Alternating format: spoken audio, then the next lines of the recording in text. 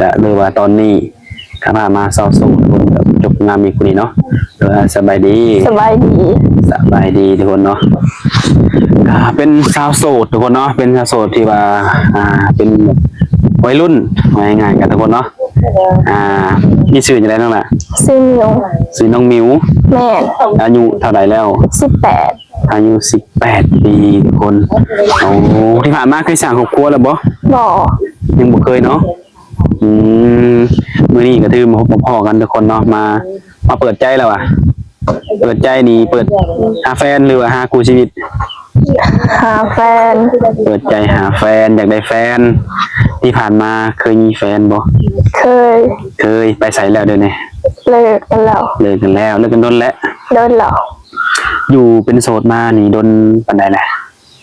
3 เดือนถ้าเห็นน้องเปิดใจจังซี่แล้วแฟนเก่าเขากลับขึ้นมาขอคืนดีนี่สิดีบ่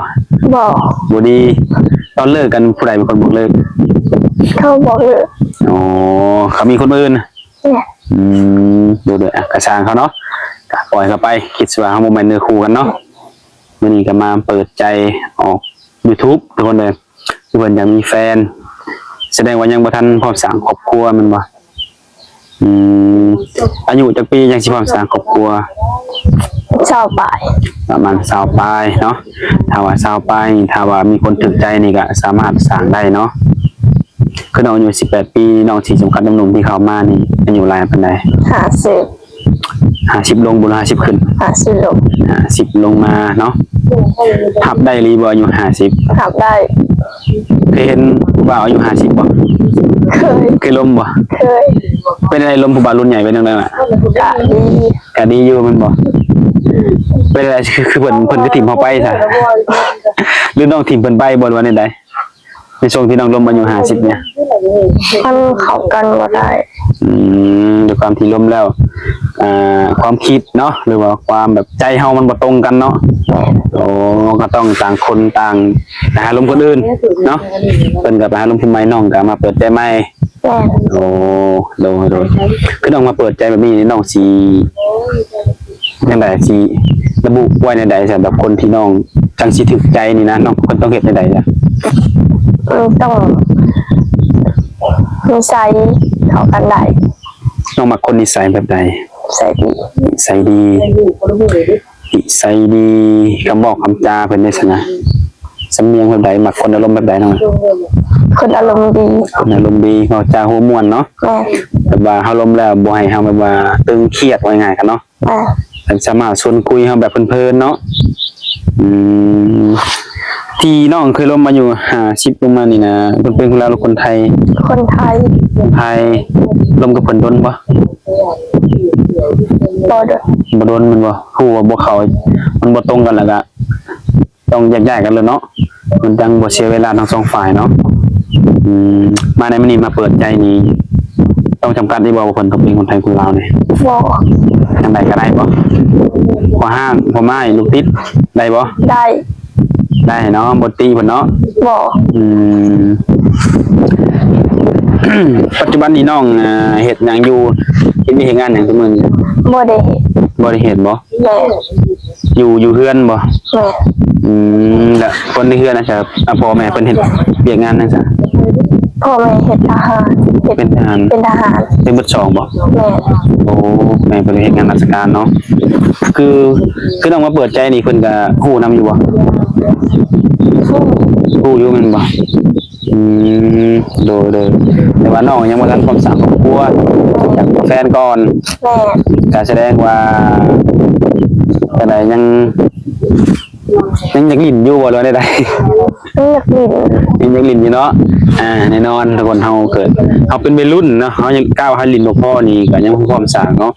เดี๋ยวมันสิเป็นคือหลายๆคนที่ก็เนาะอยู่กันแต่บ่โดนแล้วก็ปะห่างกันเนาะเป็นห่างเป็นหลายแหละคนแล้วก็เป็นห่างกันแหละคือน้องนี่เรียนจบหรือยังเรียนอยู่เนาะเรียนม.ใดแล้วม.7ก็แสดงว่าจบปีนี้แม่นบ่หลังจากจบม.7นี่วางแผนหยังต่ออีกบ่วางแผนสิเรียนต่อเรียนหยังต่อบ่เนี่ย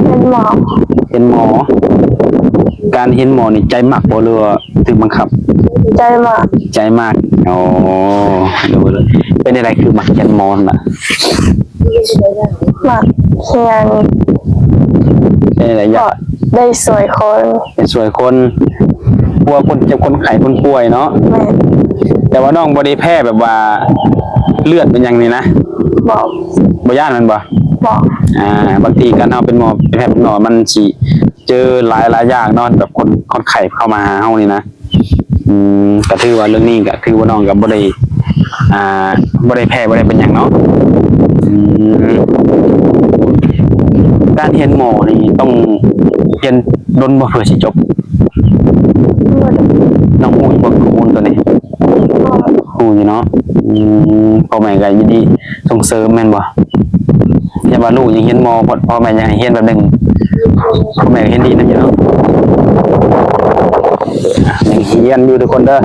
แต่ว่าจะมีแฟนเนาะถ้ามีแฟนจะมีคนดูแลแม่นบ่ แม่ ถ้าเกิดแบบน้องแบบ มาตื่นใจในมื้อนี้แล้วเพิ่นเห็นน้องเนาะออกคลิปจังซี่แต่ว่ายังบ่ทันความสร้างครอบครัวแต่ว่าเพิ่นอยากมาหาน้องเรือนอยู่ซ่านนี่สิให้เพิ่นมาอยู่บ่ มา ได้แม่นบ่ มาได้ วันหลังเนาะคนอายุ50ปีมาหาก็ได้บ่ ได้ น้องเคยเห็นบ่คนอายุ50ปีอาจจะบ่หล่อเด้ คือ คนหล่อบ่หล่อก็จีบน้องได้บ่ ได้ อืมสเปครวมๆเด้น้องมักว่าได้ซะ หากคนสูง มักคนสูงตอนนี้น้องสูงเท่าใด สูง153สูง153แต่คนที่เขามาจีบต้อง60ขึ้นไปแม่นบ่มักคนอ้วนคนจ่อย คนโจด คนจ่อยน้องน้ำหนักเท่าไหร่นั่นนี่ น้ำหนัก40 น้ำหนัก40ถือว่าดีงามบ่เนาะถือว่าน้องสิเพิ่มอยู่บ่น้ำหนัก เพิ่ม เท่าก็ดีกล้าว่าสิเพิ่มมักตัวเองให้ได้หลายปานใด 45 ประมาณ45เนาะยังว่าเอา7-80บ่เลยนะ แต่ว่าน้องนี่มักคนจ่อยเนาะแต่ได้ผู้บ่าวคนที่หุ่นดีแม่นบ่หุ่นดีกล้ามเป็นมัดแม่นบ่ มักแบบนี้บ่โดยทุกคนเนาะ ก็มีแต่ว่าฝากหนุ่มเลยทุกคนไปเห็นคลิปนี้เนาะอยากได้แฟนน้อยงานกันเนาะอยากได้แฟนที่แบบเป็นสาวนักเรียนถึงว่าเป็นสาวนักเรียนกันมาเยี่ยมมายามได้เนาะแต่ว่าน้องนี่ไปลินไปเที่ยวนำเพิ่นได้บ่ ได้ ได้แม่นบ่ในช่วงที่ปักเรียนนี่ได้อยู่เนาะ ไม่ได้ น้องเคยไปเที่ยวทางไหนบ่ เคย ไปเที่ยวทางไหน แข่งขมวด ไปเที่ยวแขวงคำม่วนไปผู้ใดพาไป แม่ ม่วนบ่ หมวด ม่วนแล้วเนาะไปคำม่วนเนาะไปคำม่วนในเสาบ่ได้ไปคำม่วนต้องม่วนอย่างเดียวแบบประเทศไทยแบบหยังเคยไปบ่ซะ เคยไปแต่ตอนนั้น เคยไปตอนน้อยๆพุ่นแม่นบ่แต่ใหญ่เป็นสาวมาบ่เคยไปจักเทื่อถ้ามี FC หรือว่าผู้ใหญ่ใจดีอยากพาน้องไปเที่ยวฝั่งไทยไปได้แม่นบ่ ได้ น้องมีบัตรมีหยังเรียบร้อยบ่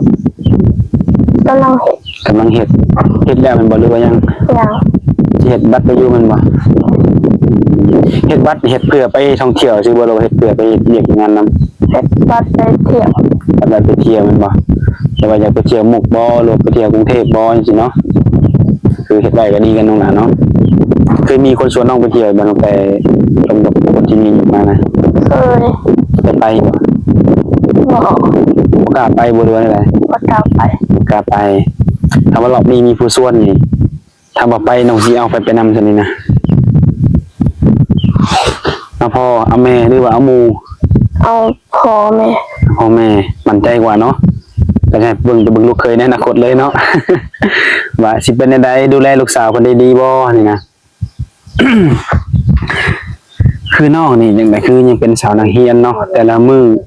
ตื่นเช้ามาได้เฮ็ดงานเรือนอยู่ศาลนี่บ่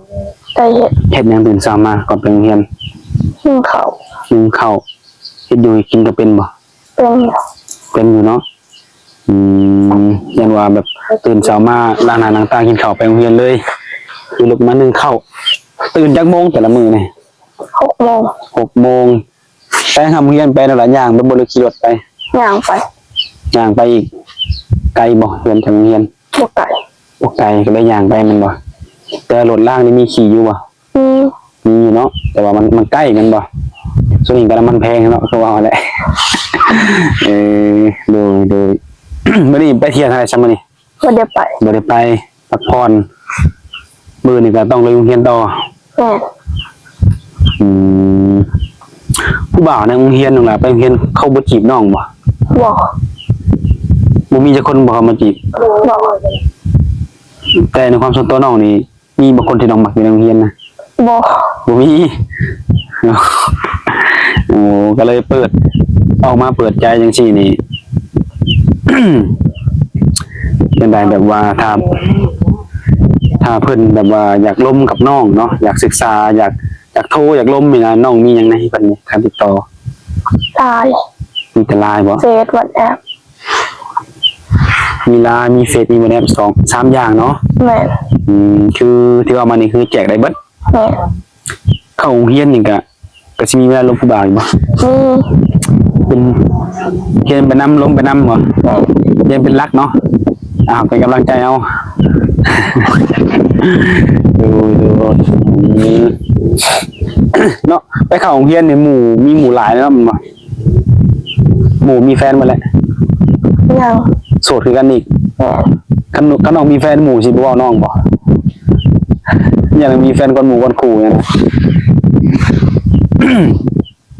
นะ โอเคทุกคนเลยคือน้องมิวเห็นปะอายุ18 ปีทุกคนคือมาเปิดใจแต่ยังบ่ทันพร้อมสร้างครอบครัวหนุ่มๆผู้ที่อยากมีแฟนเนาะที่ยังบ่ทันพร้อมกันนะทุกคนแต่ถ้าว่าผู้ใดพร้อมสร้างครอบครัวนี่คือน้องมิวยังบ่ทันพร้อมเนาะสิลมกันจนฮอดอายุ20ปลายปีเนาะจังสิพร้อมสาระโสดทุกคน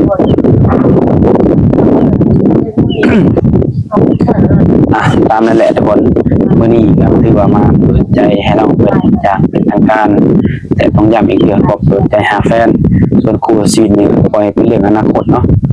น้องกับเพิ่นจะลมกัน